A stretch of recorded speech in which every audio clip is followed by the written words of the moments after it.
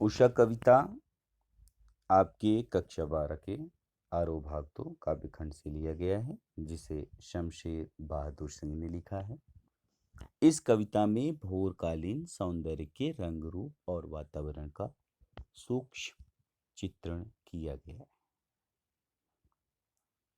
सूर्योदय से ठीक पहले का जो समय होता है, इसे हम उषा काल कहते हैं।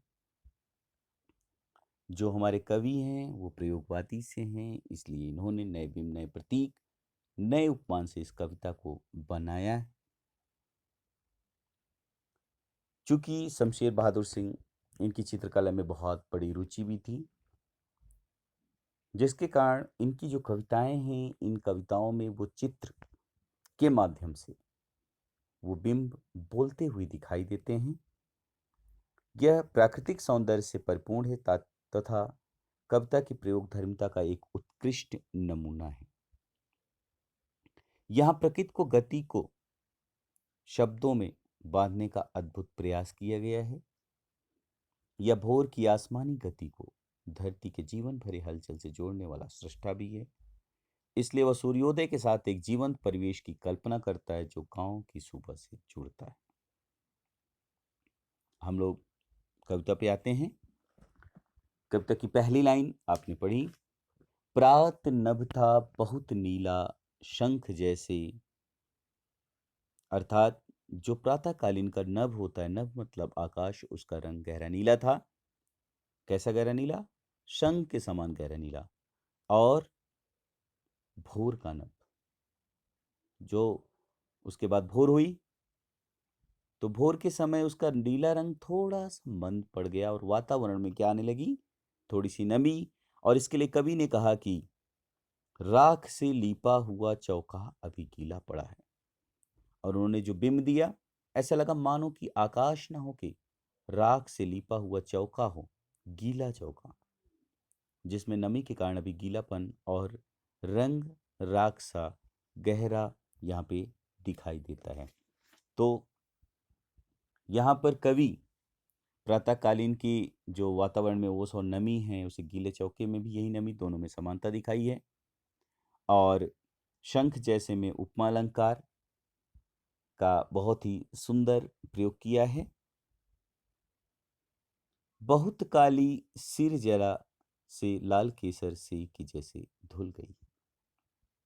काली सिर का यहाँ पे प्रयोग किया गया है, अर्थात जो पत्थर होता है वो काला होता है।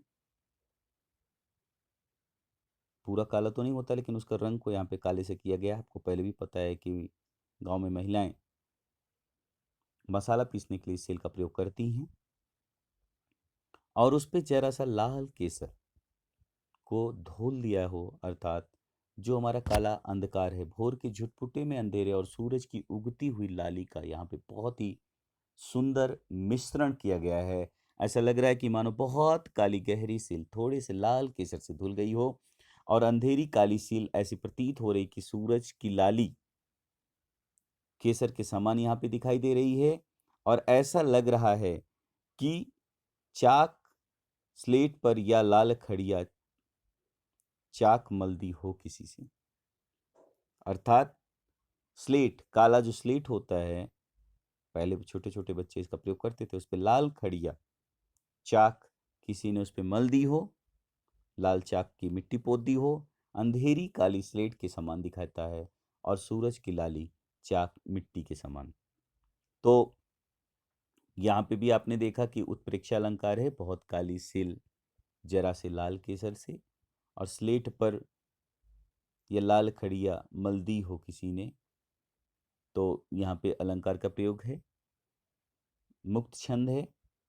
और नील जल में या किसी की गौर झिलमिल देह जैसे हिल रही।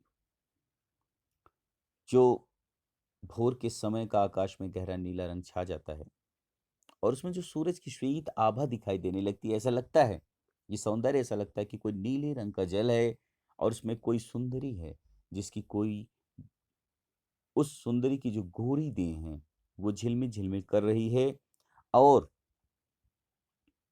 और जादू टूटता है इस उषा का अब। तो कहने का मतलब है कि ये जो अब तक सूरज के निकलने की प्रक्रिया है, उस काली अंधेरी रात और आसमान, नीले आसमान में जो उस समय का चित्र प्रस्तुत होता है, जिसको ग्रामीण माध्यम से, ग्रामीण के जनजीवन से समझाने का प्रयास किया गया था, और वो जादू अब टूट रहा है क्योंकि अब सूर्योदय हो रहा है। और जब सूर्योदय होता है तो उषा के जो बदलते बदलते पल पल रंगों का सौंदर्य था, वो एकदम छूमंतर हो जाता है। अर्थात सूर्योदय हो जाता है और प्रकृति के सारे रंग समाप्त हो जाते हैं। तो आपने यहाँ पे देखा कि इस कविता के माध्यम से जो प्रातः काल की विभिन्न छवियां हैं, सूर्योदय, उसके पहले के शानदार चित्र कवि ने हमारे सामने रखे हैं। कविता में जो अलंकार है वो है उपमा, उत्प्रेक्षा और मानवीकरण। ये तीन अलंकारों का है। और जो गांव की सुबह का गतिशील शब्द चित्र है उषा, जैसे आपने पहले भी देखा, इसमें कवि भोर के समय गृहिणियों के द्वारा चौके को लीपने की शुरुआत करने का दृश्यमान करता है, क्योंकि आपको भी पता है कि रसोई के कामकाज की शुरुआत सिल के उपयोग से होती है। फिर ये दृश्य आगे बढ़ के बच्चे के विद्यालय की स्लेट तक पहुंचता है, और फिर ग्रामीण स्त्री नदी या ताल में जल भरने पहुंचती है और उसकी देह का बिंब झिलमिला रहा है। तो ये आपकी जो कविता है, यह उषा इस तरह से पूरी तरह से समाप्त होती है। और मुझे लगता है कि आप लोगों ने इसका बहुत ही अच्छी तरह से